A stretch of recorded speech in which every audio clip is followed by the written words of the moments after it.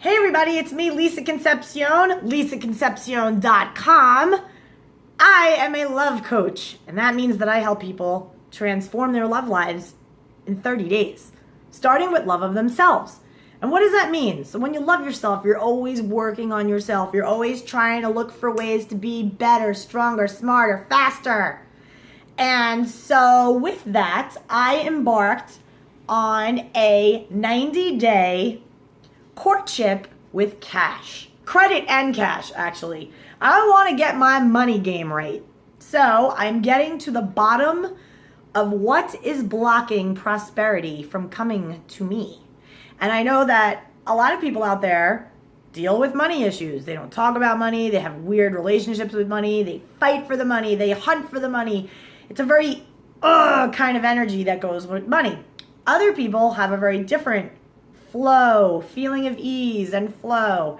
So I'm going to tell you a little story about my 90-day courtship with cash, and it calls for me to do this deeper inner dive of, past messages that had to do with money from my upbringing, from my life up until this moment, things that I was telling myself about money that I need to get handled.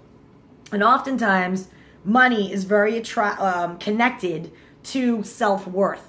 So even though I know I got my game on point when it comes to relationships and how I show up in relationships, and that's what I coach people on, I'm actually working with a prosperity coach who kind of got me to realizing that a lot of things that I may have feel guilty about still in my life can create a money block. So basically, in my mind, if I think that I am bad because I did something wrong to someone, or I did something that wasn't really aligned with who I believe I am now, in the past, that thought can potentially block money from me. Because if I'm guilty, then I don't feel worthy, and therefore the money stays away. So this is a beautiful bowl of lobster mac and cheese. It's leftover beautiful mac and cheese, lobster mac and cheese. I mean, look at that, beautiful. From last night's dinner.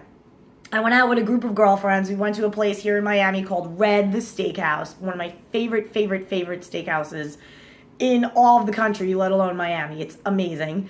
And I'm friends with the chef, and, we went, and my own cut of the bill of what I ordered was $203. And here's why. I had Miami Spice, which was $40, and that meal was amazing. It was a little petite filet mignon, veggies, and just beautiful, delicious. Just everything was great. And then it's only $39. So what I also had, though, were oysters. I also had mussels, and I shared with my friend. And we had other girls with our group, and they bought a bottle of wine. And so I was like, all right, well, then I'll buy the next one. So between all the stuff that I ordered, the oysters, the bottle of wine, and the oysters are 3, so you get 3 oysters. Because this is Miami Spice. Basically what they do here in Miami, all these top restaurants, they do smaller portion menus to get locals to come and eat when it's in the down season here in Miami. It's like nobody's here. It's 1,000,000 degrees out. Nobody wants to travel to Miami. So the season is low, so the locals come out, hopefully, to bring some money into the restaurants locally. So they have these discounted prices.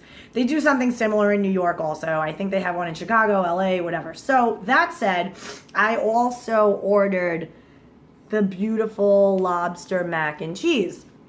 So just this order of mac and cheese, and it comes in this bowl thing that big, deep. And we were all picking at it, and it's just beautiful food. $49.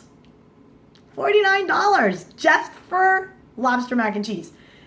The oysters, the lobster mac, the mussels, my steak thing, the wine, my cut, $203. Oh, and then there's a service charge. And then there's a tip gratuity on top of that. So, needless to say, $203 was my deal. So now we're all like freaking out because we're like, holy crap, like look at the prices. Oh my God, everybody's going crazy. And I'm sitting there like, all right, like in my mind, I was like calculating as I go. And I'm like, I'm doing my like getting my money game on right, man. I gotta be like, look, if I'm gonna go out and enjoy my delicious food with my girlfriends and share and here we're drinking wine, we're like, cheers, we're toasting each other. The energy was great. Like, that's like priceless to me. Like to have meals like that and to enjoy myself and be around people that are super positive and fun and you're just out and about and having a good time. That matters. And to say that, oh my God, this is expensive and this is expensive and this is expensive. It's like, to me, I have to get to a mindset where it's like, this is what I want. I'm worthy of having it. And the money will show up. The money always shows up. And it does. So I have, people that I'm coaching, new clients coming in. It's just, I'm really excited to help people. So if I put myself out there to help people, people need the help. They like what I got. And then I get the money. And then I have to use the money and put the money back out there. And of course, pay myself first, save a portion, use it to invest even, and be smart with my money. But I can't deprive myself of things anymore. If I want to have a $49 beautiful lobster mac and cheese, oh my God, then I am going to have it. So, day 3 of my 90-day courtship with cash and credit has me indulging in my kitchen with my leftover, beautiful, delicious lobster mac and cheese. Oh my God. Bye, everybody.